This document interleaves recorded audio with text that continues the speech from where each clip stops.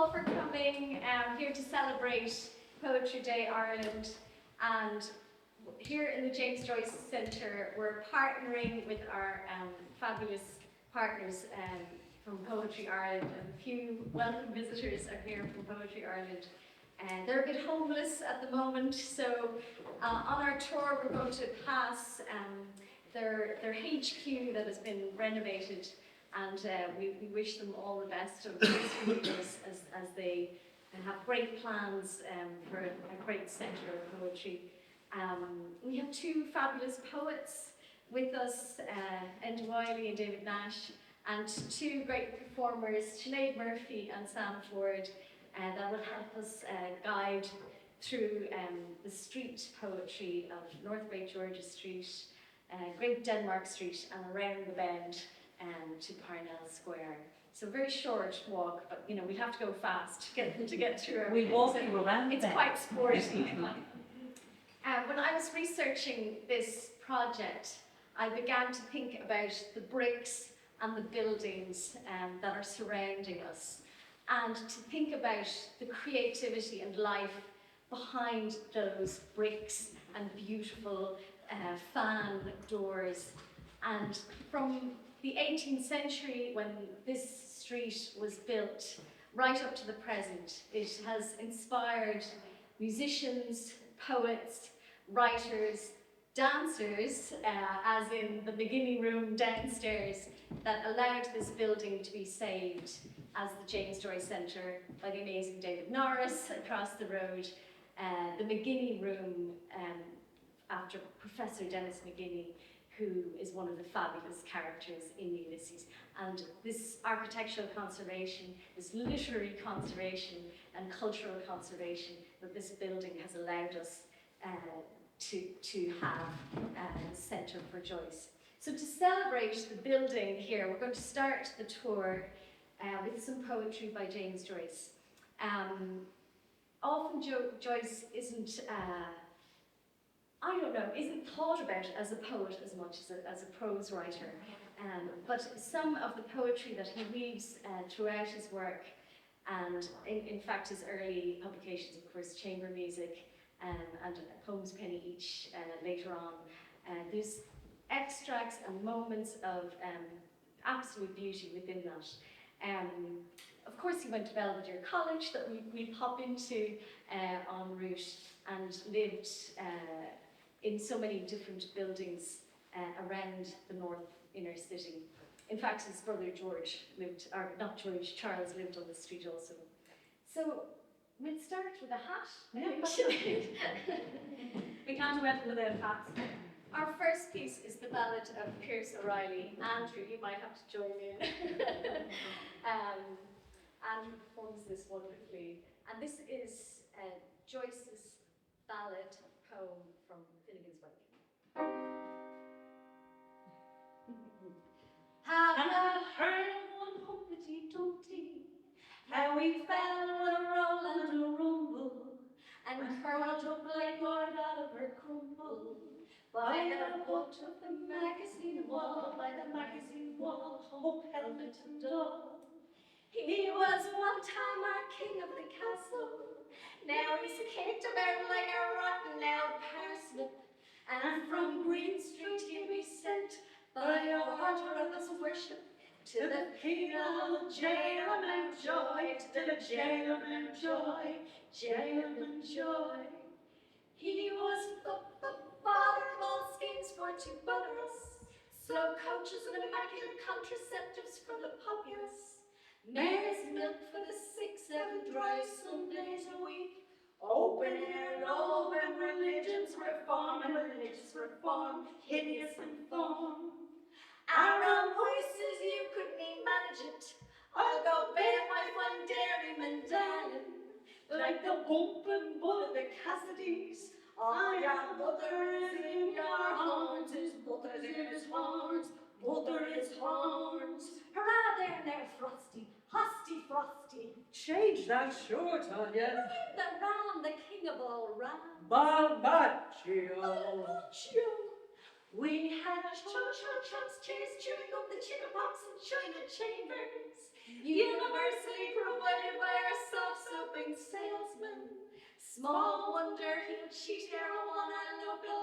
nickname too. When Chipton first took the floor with his bucket shop store down Bargain Way Glow, It was during some fresh weather garden pumping, or according to the nursing mirror while admiring the monkeys, that our heavyweight healing home free, made bold and made to woo. and who what did she do? The general's lost her maiden lieu. He ought to blush for himself, the old hay-headed philosopher, for to go and shoot himself that way on top of her. Big up he's the crooks with the catalogue of our anti-colonial zoo. Messrs. Billy and Cuban knows that's good as new.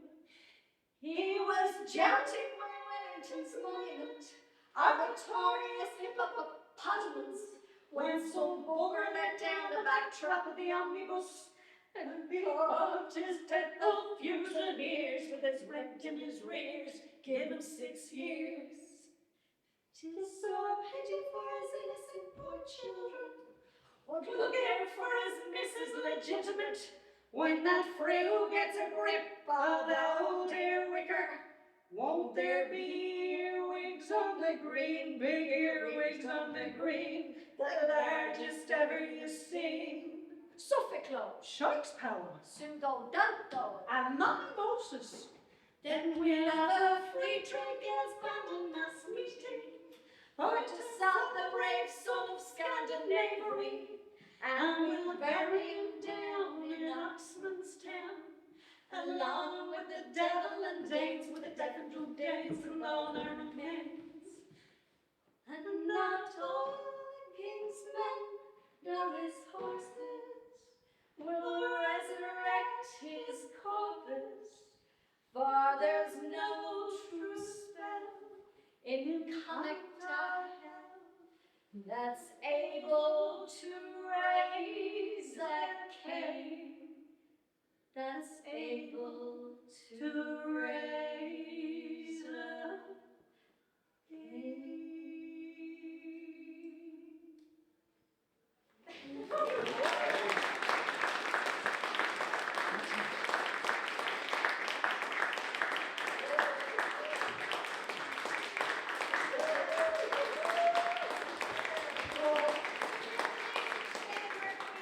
We thought we'd start her so we can get her to play the piano. Thank you so much. So she's going to play, accompany herself to Joyce's own Bid Adieu from this From Leonard James. Taylor music. Yeah, it's the Edmund Pendleton arrangement, which is the only one that Joyce approved of. But before, there were many, apparently, and he hated them all. This is the one he liked. But it says at the bottom of the page, just in case anyone thinks that my French is really bad, I mean, which it is, but just, you know, to give myself an out, it actually says, bid adieu, with an asterisk, and at the bottom, it says, announced by Mr. Joyce, adieu. 2 O's, just so you know.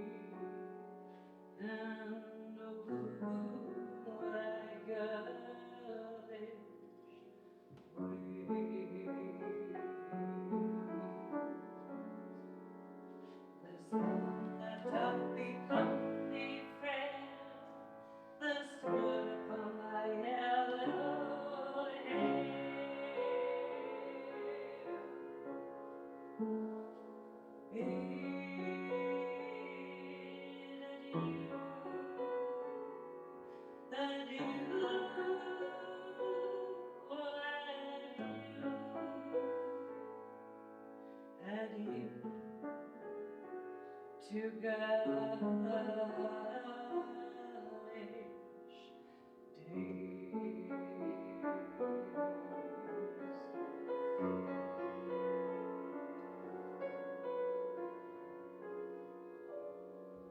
When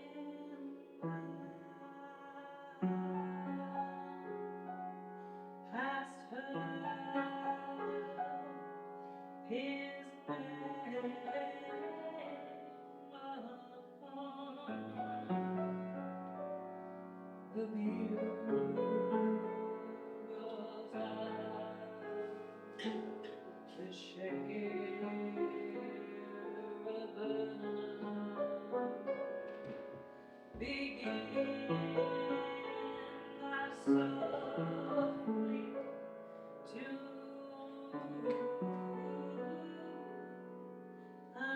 undo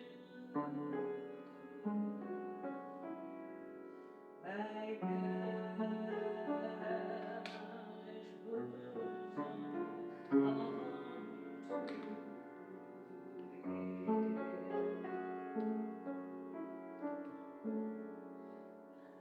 softly to undo the snow. That is the sign of maiden.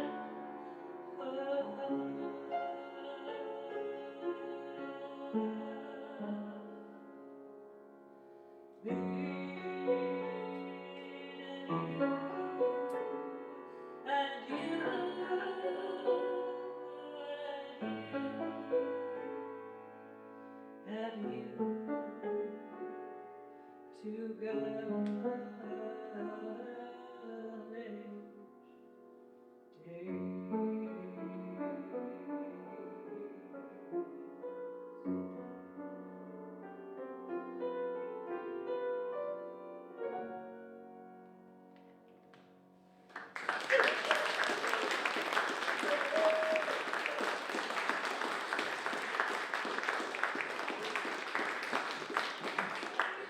We'll do one more piece here before we finish with Blum and James Joyce. And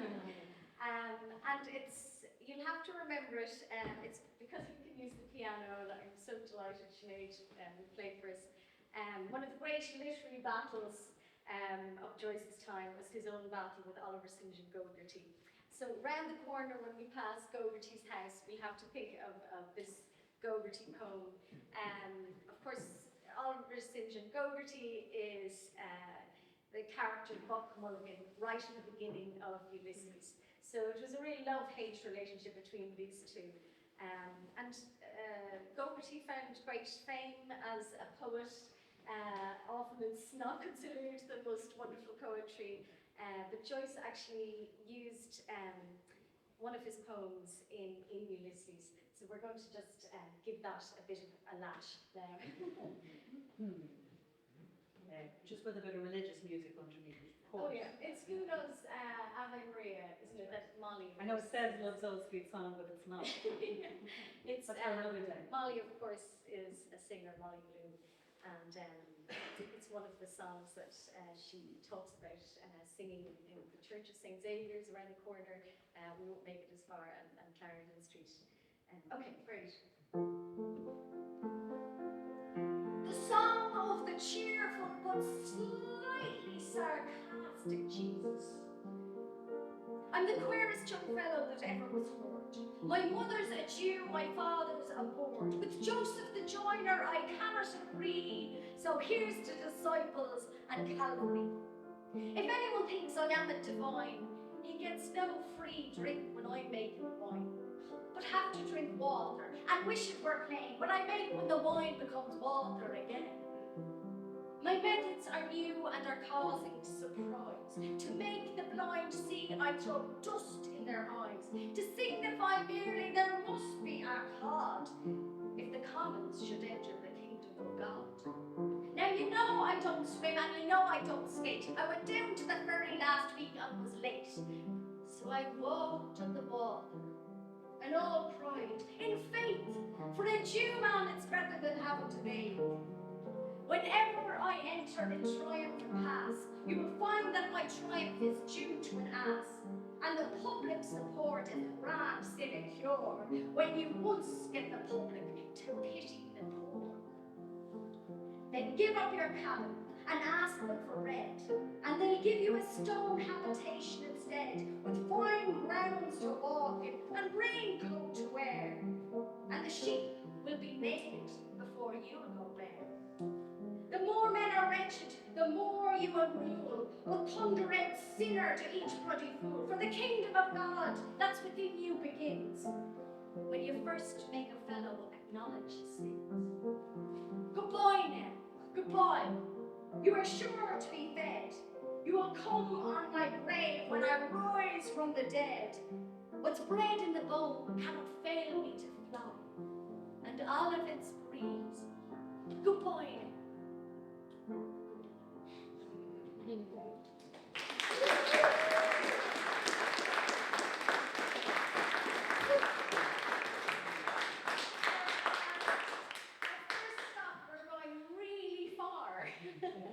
And we're going across the road. But before we start our tour, just to know there's tea and coffee and things if anyone has time when we come back from our little loop. So yeah, please join us for that. So we're going to Samuel Ferguson's house across the road. Wonderful things thinking about this street and the creativity and the poetry and the love was thinking about the early days of the 18th and 19th century and the salons and the parties that would happen on this street. And of course, I think it has continued. A few people here can maybe vouch for a few good sessions, especially over in the James Joyce Centre in the early days of Ken Monaghan and the love that was put into the James Joyce Centre. Here is the house of Samuel Ferguson, poet and antiquarian. One of the reasons for this whole tour was to make us stop and look at these signs that are surrounding us, that we pass every day, and think about who lived here and what they were trying to achieve and give to us as a city and a people. Of course, Samuel Ferguson was very influential to poets like W.B. Yeats and the Gaelic revival. And as a young boy, James Joyce would have studied Samuel Ferguson's poetry, be part of the curriculum up in Belvedere College that's looming down on us now. Les Gedra, I wonder am I saying that right, where he talks about the River Liffey, and this would have been one of the poems Con Curran writes about that Joyce studied as a young boy, and this journey of the River Liffey out into Dublin Bay. And of course Anna Livia Plurabelle was such a huge part of Joyce's work. I'm going to give Lark in the Clear Air a quick bash, and then that's going to be me more or less finished.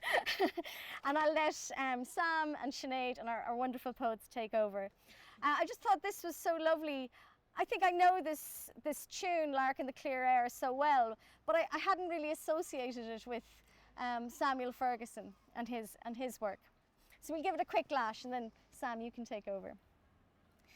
Dear thoughts are in my mind, and my soul soars enchanted as I hear the sweet lark sing in the clear air of the day.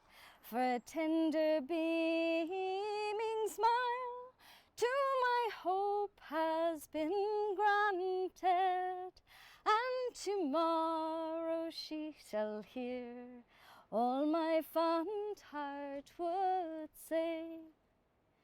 I shall tell her all my love, all my soul's adoration, and I think she will hear me and will not say me nay. It is this that fills my soul with its joyous elation as I hear the sweet lark sing in the clear air of the day. Over to you, Sam. So folks, this one is called Ceann Dubh Dílis, and it's also by Samuel Ferguson. That's I'm not him. I'm a different Samuel. You can see that he died. That's his death date there. I'm still alive. So Cean Dubh Dílig. Put your head, darling, darling, darling, your darling black head, my heart above. O mouth of honey with thyme for fragrance, who with heart in breast could deny you love? Oh, many and many a young girl for me is pining, letting her locks of gold to the cold wind free. For me, the foremost of our gay young fellows, but I'd leave 100 pure love for thee. Then put your head, darling, darling, darling, your darling black head, my heart above. O mouth of honey with thyme for fragrance, who, with heart in breast, could deny you love? Our next stop is Mahaffey House, just across the road. Mahaffey. He was, he's probably most famous for being Oscar Wilde's ancient Greek and Latin teacher, and he was also provost of Trinity College. And he said, in Ireland, the logical thing never happens and the unexpected constantly occurs. And I think that's a great source of comfort to us all living in Ireland. He also said when James Joyce's Ulysses came out, he said that Ulysses was proof, quote unquote, that we should never have established a university for the aboriginals of this island, corner boys who would spit in the Liffey. So someone else who lived in this house who doesn't have a plaque here, but who requires less of an introduction perhaps, was Shane McGowan. He lived here, and I'm going to read a poem of his now. It's called Lullaby of London, but we picked it because we felt it could equally have applied to Dublin. And sure, what's London, only a bigger, meaner Dublin anyway. So this is Lullaby of London. As I walked down spring, heard a long gone song from days gone by, blowing in on the great north wind. Though there is no lonesome corncrake's cry of sorrow and delight, you can hear the cars and the shouts from bars, and the laughter and the fights. May the ghosts that howled round the house at night never keep you from your sleep. May they all sleep tight down in hell tonight, or wherever they may be. As I walked on with a heavy heart, then a stone danced on the tide, and the song went on, though the lights were gone, and the north wind gently sighed. And an evening breeze coming from the east that kissed the riverside. So I pray now, child, that you sleep tonight when you hear this lullaby. May the wind that blows from haunted graves never bring you misery. May the angels bright watch you tonight and keep you while you sleep.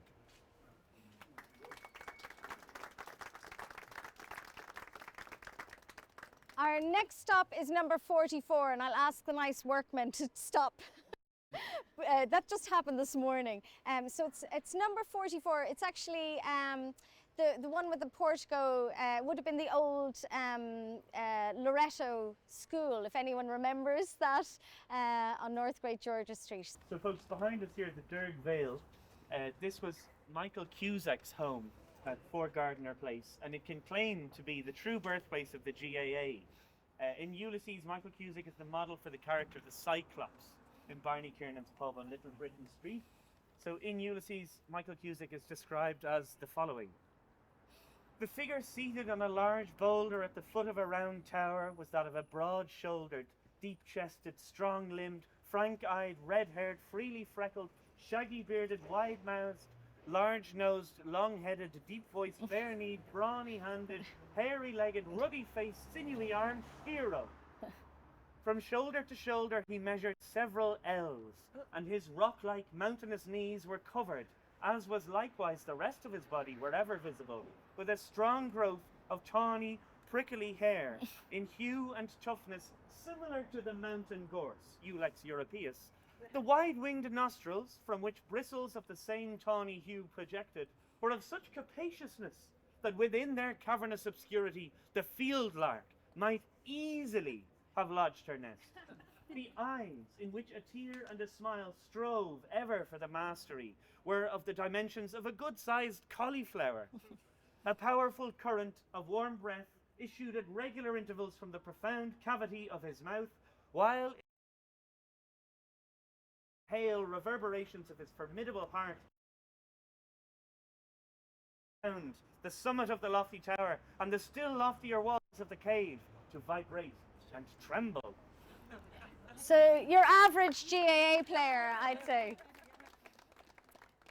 With that image in mind, I'd like to welcome Enda Wiley and one of the wonderful commissioned poems for today. Hello everyone, follow that. So my poem is called Henry Shefflin, so I'm going to read it in his honour, the King of Hurling. I might be lynched in certain parts of Ireland for saying that.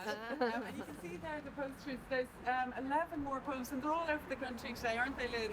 Trains and libraries, so thank you very much to Poetry Ireland, you're a great support. So, another poetry series we'll be reading later as well. So Henry Shefflin, and also in honour of his portrait in the National Gallery. It was done by Jerry Davis, and I used to take school kids in there and we'd go up the stairs and we'd always stop at King Henry and look at him wearing his suit and his hurl over his shoulder. So here we go. Henry Shefflin, and inspired by the portrait by Jerry Davis in the National Gallery of Ireland. And who would not want to be Henry Shefflin, turned from home, standing straight-backed, head high, his feet firmly apart on the Ballyhale pitch, a hurley swung over his shoulder, the other hand casual in his trouser pocket. No muddied shorts and jersey now. He is king of these grounds, a suited monarch of all about him, facing the steely-eyed future, his past a slither struck far across the field. Centre of all things, he likes to gaze up the elegant stairs to Canova's Amarino, and is older than this marble prince, though no less determined, both with hands raised, one to a bow, the other to the hurley's handle.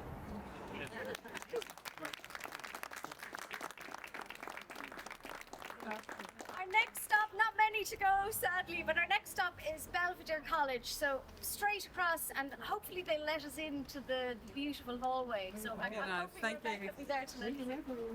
So the building was built in 1741, and the Jesuits bought it in 1841, and it's been home to Belvedere College ever since. This is where James Joyce went to school. I mean, he went to Clongowes, then he had a brief stint at O'Connell's, and then his father, by coincidence, bumped into Father Condy at the corner of Mountjoy Square, and he got chatting. Father Condy used to teach James Joyce in Clongowes and had since moved to Belvedere. Remember James Joyce as being a really good student, and then arranged for him to come here. So he was here 1893 to 1898, and you know, bits of portrait of the artist as a young man are set here, and so on.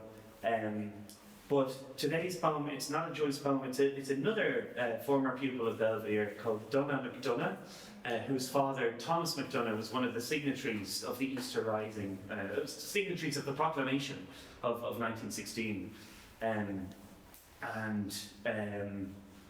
It's sort of it's a Dublin poem, and it's a little bit anti-country people. So if you're a country person, close your ears. I don't know if you've ever heard Brendan Behan has a quote. He said, "As a good Dublin man, I've always had a pathological horror of country people." And this poem is sort of like an extension of that sentiment. So it may not go down well with everyone. So this is called Dublin Made Me by Donagh MacDonagh.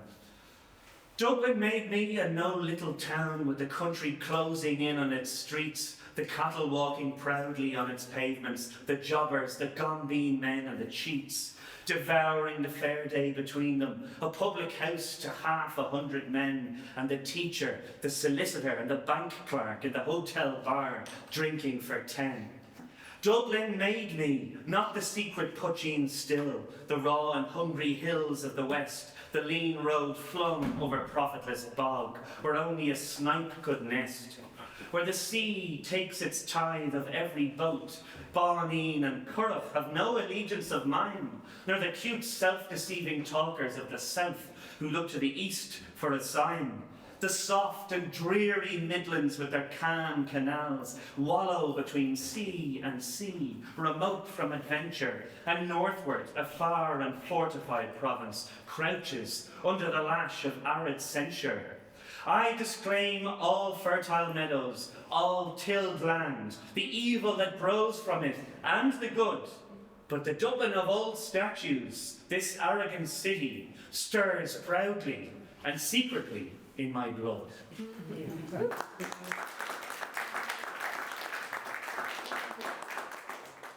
So privileged to have real-life poets with us. So another poem from the Poetry Ireland Commission for today, and it's David Nash. Thank you. There was listening to, well, I had read Hinda's poem before, but there's a weird sort of parallel between the two poems that we have, or perpendicularity actually, because they're kind of opposites as well. Yeah. Hers is a hurling poem, mine's a football poem. Hers is about a bona fide hero and mine are not. But Patrick Kavanagh said that heroes make their own importance. Yes, true. Yeah. Some poems take an awful lot of hammering out, and this one kind of swanned into my life fully formed, and I resent it for that. But I wrote it I wrote in inverted commas in my own head watching a football match. All square at half-time in the Mid-Cork Junior A football quarter-final between Canavy and Grenagh in Ascara GA grounds 21st of August 2022. Something like the title of a poem that rivals in itself the poem's length. I want them to keep going, take heart in their parity and draw forever. It's unbearable, all this hope.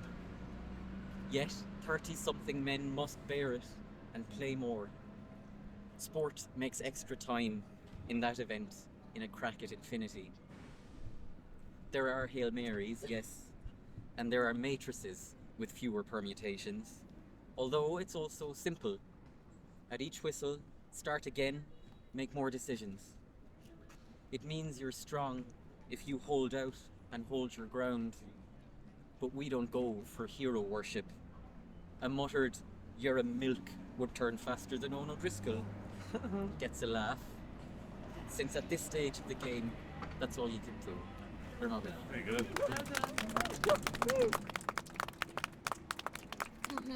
Say goodbye to the lovely opposition tour. And, I don't know, Liz, do you want to say something about the number 11. renovation and Yeah. number 11 here? So renovation's about to commence. We're all from Poetry Ireland, and renovation will commence later on this month on our building. It's really a restoration, but it's a very, very important, very historical building. It was the original seat of Dublin County Council before the local authorities split in the 90s. And before that, it was a national club actually. So it had a very, very grand history of being the kind of the home of various nationalists who would gather there in the late 19th century. They had a handball alley, they had a billiard room, they had accommodation wisely for Dublin overnight. So many, many conversations and many great debates were held in those rooms. And of course, famously, Constance Markievicz positioned herself in the first floor, in one of the first floor windows, and projected images across the square of poverty, various scenes of poverty and squalor and destitution from around Ireland in protest to the visit of Queen Victoria, actually. So one of the very, very first kind of installations, one of the very first big kind of political protests against the visit of, ironically, of course, the visit by her granddaughter, would be her granddaughter, to the Garden of Remembrance many years later. So when the building reopens, we will have 2 beautiful performance rooms. We'll have a workshop space, and I suppose most importantly, we're being gifted Seamus Heaney's personal library. So there will be quite an extensive poetry library available for all to see. And obviously the original chamber of the County Council will remain intact, so people can visit those kind of very first seats of local democracy in Ireland. So it's a combination of heritage, but primarily it'll be Poetry Ireland House and our home, and we hope and really look forward to welcoming you all there. Not this time next year, it'll be certainly the summer of next year by the time we're back in home. But I just want to say thank you, Drina, and everybody at the James Joyce Centre for a lovely little stroll around the northeast inner city today.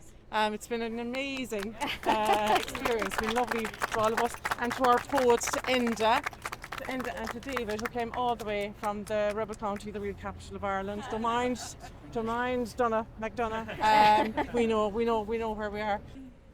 That spring in Dublin, you could not go anywhere without people barking at you, buttonholing you in the street and barking at you, accosting you and barking at you. Have you not seen Barry McGovern's Beckett? Or else, which was worse, have you not been to Beckett at the gate? I was fed up with people barking at me, have you not seen Barry McGovern's Beckett? Have you not been to the Beckett at the gate? No, I have not seen Barry McGovern's Beckett, and no, I have not been to the Beckett at the gate. I'd mutter, affecting to look under my legs, as if it was I who was the weary put-upon virtuoso of bathos, my limp tale of ejection. In any case, I am not mad about going to the theatre, going alone to the theatre upon a gloomy night in May. It was, therefore, in spite of myself, quite against the grain that I took the initiative by booking a ticket for a Tuesday night at the gate in the 3rd week of May for Barry McGovern's Beckett. The Beckett at the gate. C9 was the number of my ticket.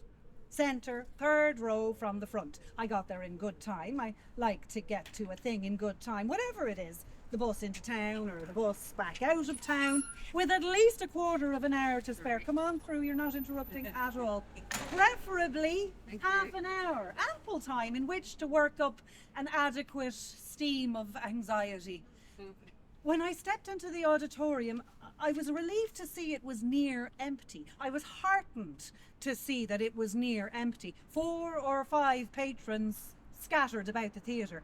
Consoled, a little less disconcerted by the general regatta, a little less addled by the whole regrettable adventure, a little less regretful that I had not stayed put in my bedsit, I made my way to my seat. Only to discover that one of the 4 or 5 patrons scattered about the near empty theatre transpired to be ensconced in the adjacent tip-up seat right next to my own. In silence, we sat, side by side, all the house lights on, for the entire 15 minutes before curtain up. I felt like a right roaring idiot, crouched there in all that silence, in row C of the gate, shoulder to shoulder with that other human being.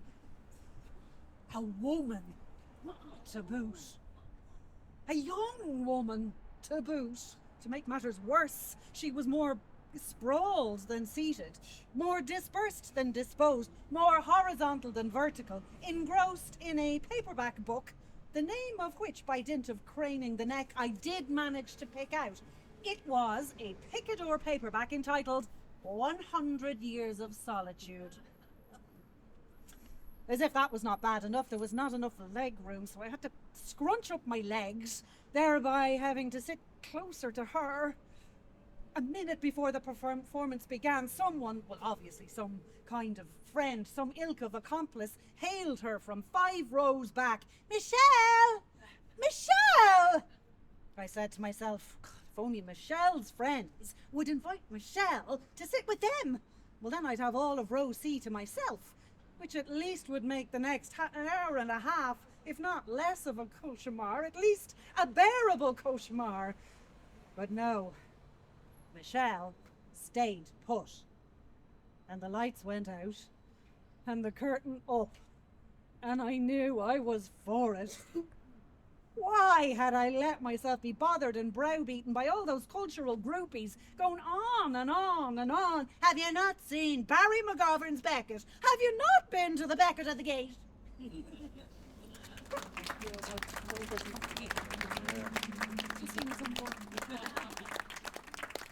It's just called Parnell Street by Michael O'Loughlin. Before we Oh, start, what I really was drawn to about this poem and thinking about poets and artists who were born in this area, of course, if you were born in Dublin at all, you were probably born in this area because the Rotunda Hospital is just here. So many of us well, my children, all of them, many children, were all born in the Rotunda. So a special, while it's still here, the Rotunda Hospital. And Michael O'Loughlin talks about this at the beginning of his poem. Thanks, Sam. So, Parnell Street. Death will come and will have your eyes. Cesare Pavese. This is my first address. This is where my mouth first opened. After half a century, I'm here again, as if the Rotunda midwife had never cut the cord. Fair shades, my first loves, stand at the fingless bus stops, or shelter in the doorways of extinct pubs. Here is the basement, where young poets cuffed each other with sheathed claws, the attics where we rehearsed our lives as songs by Leonard Cohen. In the surprisingly beautiful 50s flats behind the Georgian facades, I returned to film children who saw religious statues move, the old god's last performance. Now the gods have gone, but those children's children still play on the streets, fearless and insolent as ever. The world has followed me back here, like multicolored gum on my shoe. Now I hear again every language I ever heard. Drink beer, I crossed a continent to taste. The old Shakespeare pub is a Korean restaurant, but nothing has changed. Men and women still face each other at tables, trying to rewrite the night to a different ending. In dreams, I often returned here, looking for my life, which was hiding in an alley like a wounded animal. Now, I am afraid that this is where death will find me, wearing your eyes.